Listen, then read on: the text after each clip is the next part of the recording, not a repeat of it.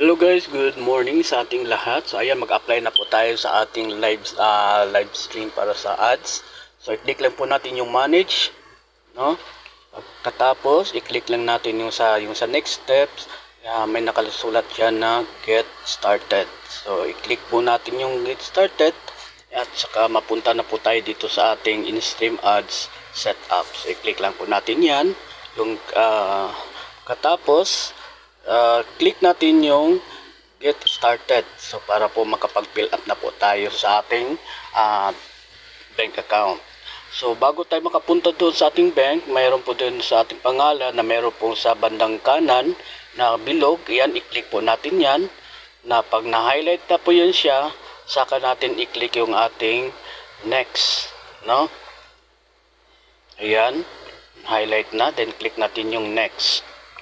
So ayan po, meron na po actually itong bank account natin sa nakalagay diyan sa bank account ng anak ko 'yan. So papalitan ko lang po ng bank account ko po, no? So para mapalitan ko po, i-click ko lang po itong add new payout method, no?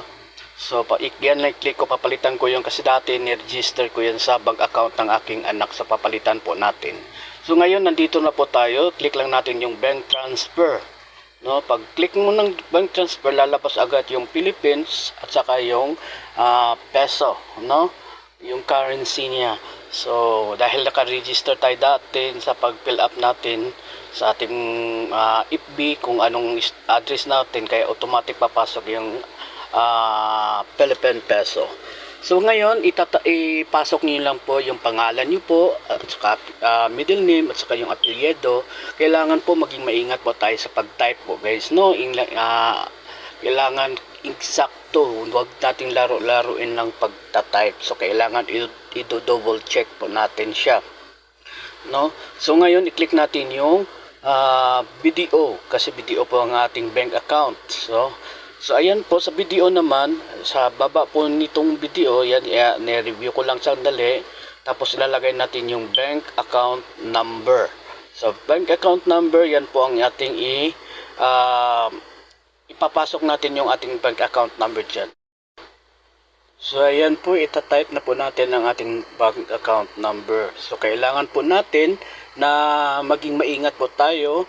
I-double check natin ang maayos na tama po ang mga information na ating inilagay sa ating bank account. So yan po ang kailangan po natin ilalagay. At saka ito tatakpan lang po natin para for safety po na maiwasan po natin yung paggawa ng mga pag-scam ng iba, no? So anyway, so ito po na ipasok na po natin ng ating bank account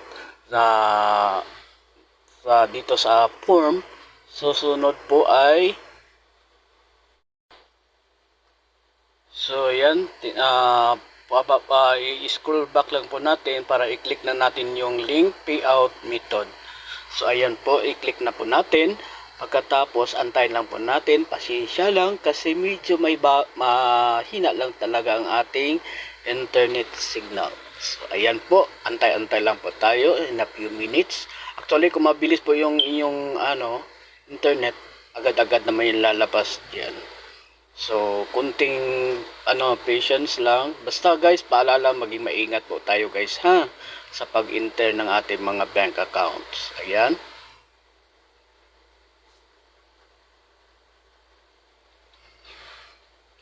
Ayan, okay, pumasok na. So ayan po guys, maraming salamat, successful na po tayo, pero mag-antay pa tayo ng 2 weeks. So guys, don't forget to follow my